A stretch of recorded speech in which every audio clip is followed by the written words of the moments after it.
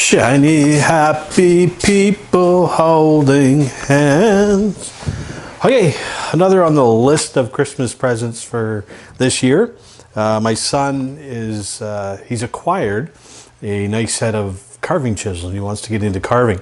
So I thought that I would use some of this very lovely, beautifully heavy purple heart and some black walnut and laminate it all together and make this a lathe project and turn it all up and see how it turns out, and see if we can make them a really nice purple heart black walnut carving mallet. I might even make one for myself. Shiny, happy people holding hands.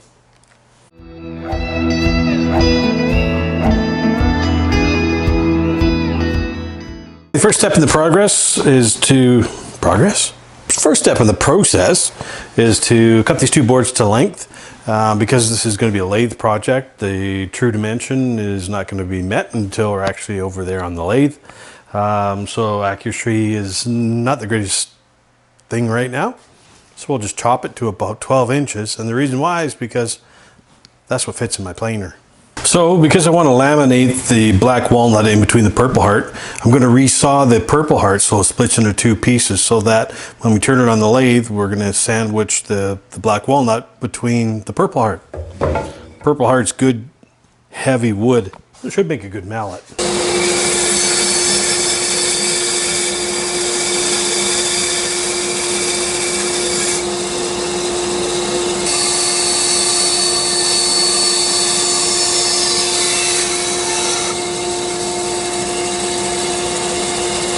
So I was getting far too much blade drift with using the fence, so I just freehanded it and drew a line down the middle of it, freehanded it, and it comes out fine.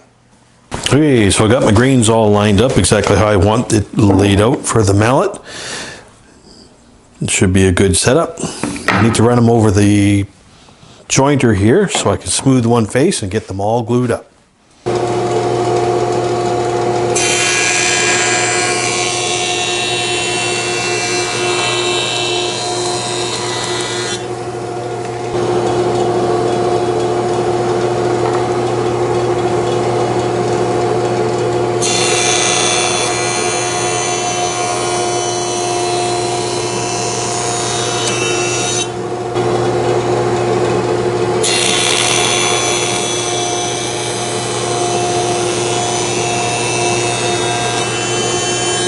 Fairly quick, simple, and easy glue up today. Just making sure we get everything all stacked in the right order. Be good at this. Let's see how quickly we can do this.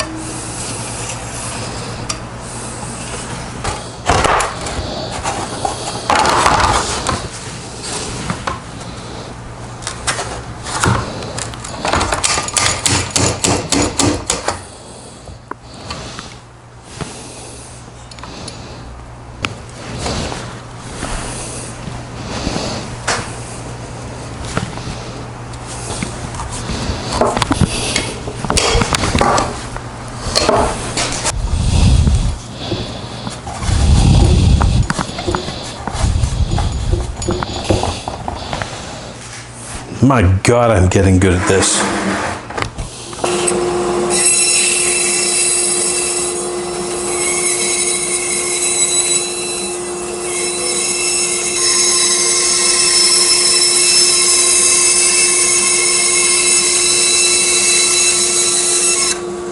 Turn the table to 45 degrees so I can cut off the edges just a little bit more. A little less work on the lathe. Ready to go on the lathe here. We've got the edges knocked off and as cylindrical as I can make the blank on the bandsaw, and we're ready to do some rough gouging.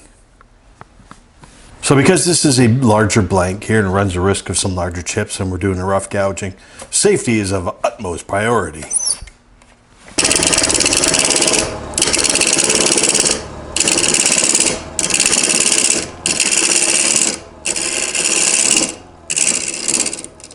Tungsten carbide ring coming off.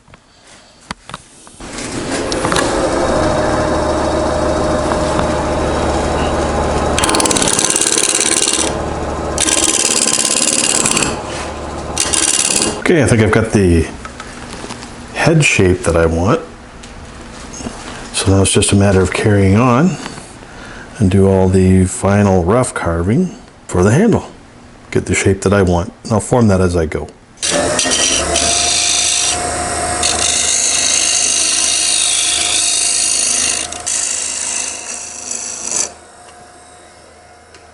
All right, time to do some sanding. I reversed the direction of the lathe. I start with 50 grit just to do the real good cleanup on it. And I'll work my way up, probably on this one, all the way to 400, and we'll put some oil on it.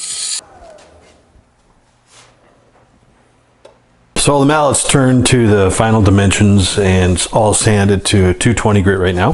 What I'm going to do is I'm going to put a coat of clear shellac on it, probably several coats, and we'll turn it on the lathe and we'll buff it up just in the standard French polish technique, where I just use a rag and wipe it on, let it dry for a few minutes, and just keep adding coats that way. That's the beauty of shellac, it dries so quickly.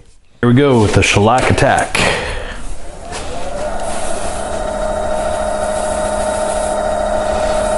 Just turning it really slow on the lathe. Don't need to go fast. We're not really polishing.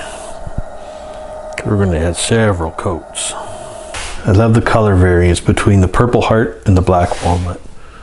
Quick coat number one.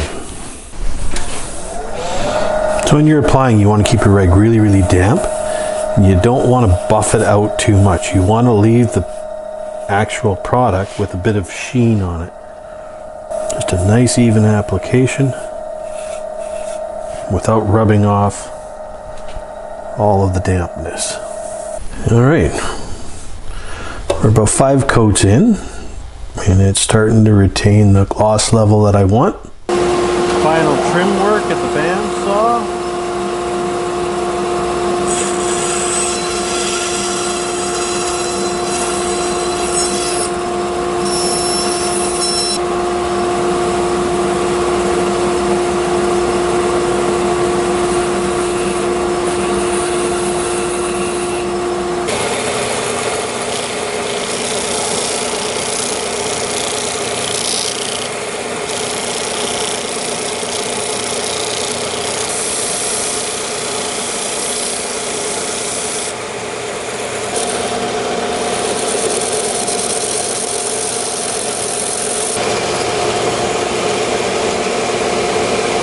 Carving mallet from Therapy Woodworks.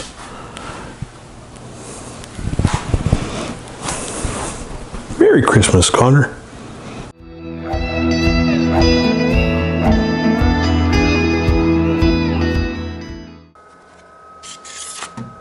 Oops.